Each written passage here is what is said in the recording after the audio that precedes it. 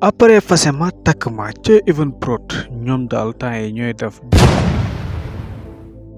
Takma nag di série boo xam ne mu ngi war a commencé jeudi bii di ñëw le 16 avril 2026 incha allah. Takma mu nekk série boo xam ne série bu noroon neex la ngeen war ko xaar fii ci Evenprod Sen TV waaye yéen ñi nga xam ne tamit bëgg ngeen di xam information yi ak lu gën a leer ci série bi da ngeen xaar ci 3STV kon maa ngi lay demande nga abonné ci chaîne bi bu nekkee abonné go abonal aimé vidéo bi may ñu ay kër ci commentaire yi ñu ñëw defal leen ab analyse ci bande annonce bi nga xam ne seetaan nañ ko ci Takma gis nañ fi yaa sayda yoo xam ne ñoom diine rek moo leen ñor maanaam l'islam rek moo leen ñor képp koo xam ne pare nga pour takk leen foog nga am xam-xam foog nga am diina te sa diina da nekk loo xam ne diina bu xóot lay doon ndax question yi ñuy mën di poser nga mën ko di ko répondre bu dul loolu yow doo dal ci ñoom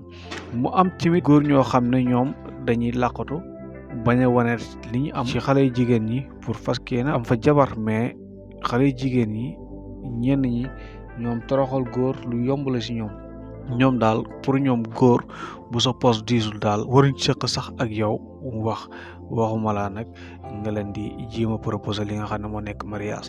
ñenn ñi gëm na ñoom la vie est belle daal moom lañ gëm ñoom daal góor pour mu takk daal dafa war a yor ba liw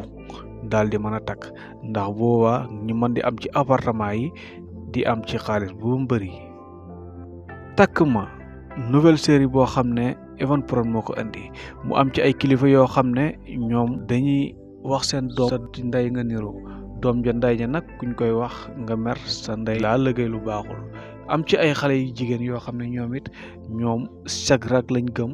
wala xaalis bu takku daal ñoom daal nañ di am salaire bu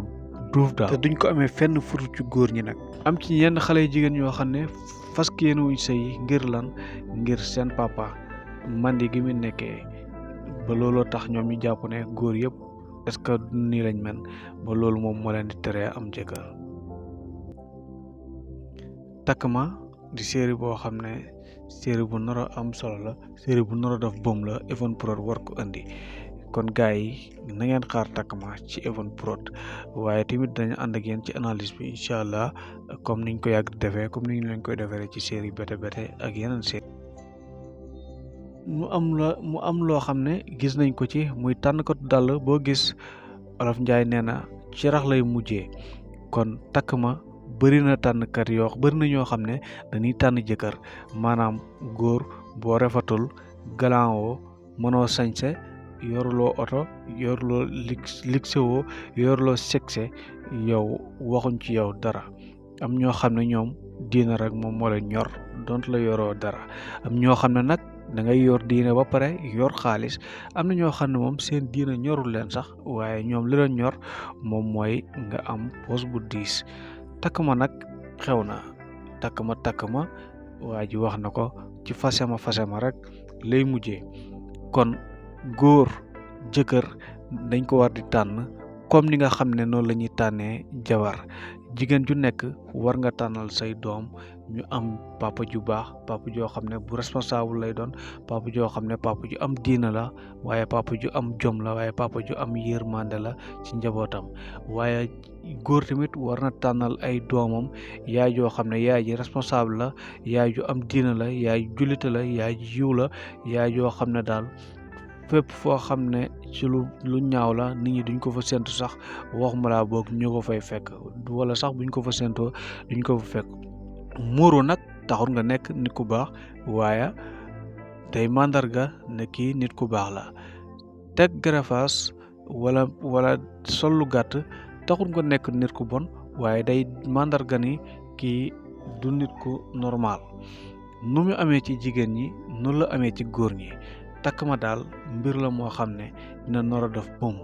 kon rendez-vous bi mu ngi nekk fële ca Sen TV ak ci Evenprod ak fii ci 3STV ndax nee naa leen bande annonce yi ak analyse yu baax yi fii ngeen koy amee chroniqueur bu mag bi maa leen koy defal di leen tajal yaxi di indi di tekki taawul bi di leen partagé ndax ñëpp amuñ jotu toog di seetaan waaye régime bi loolu dina doy ñu bëri ñoo xam ne du ñuy seetaan moo tax tout le temps rek ñuy def le maximum pour ñëpp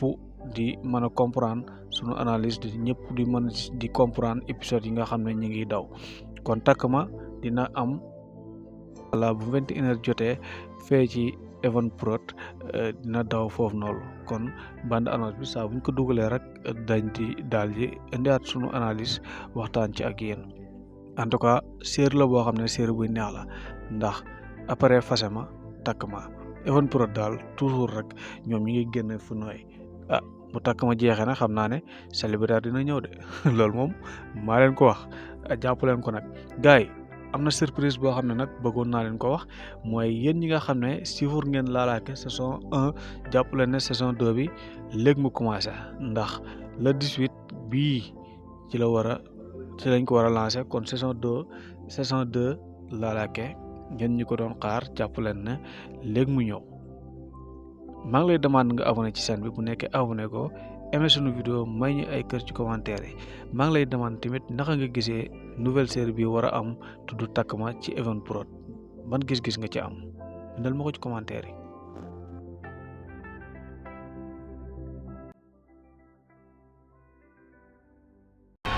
waaye yéen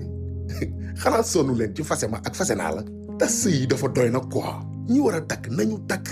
ñi ñu war a takk tamit nañ nangu ñu takk leen et puis c'est tout kon boog sama gars yi nañ ko conjuguer ndoo je takk tu takk il takk nu takkoo waaw kay bàyyi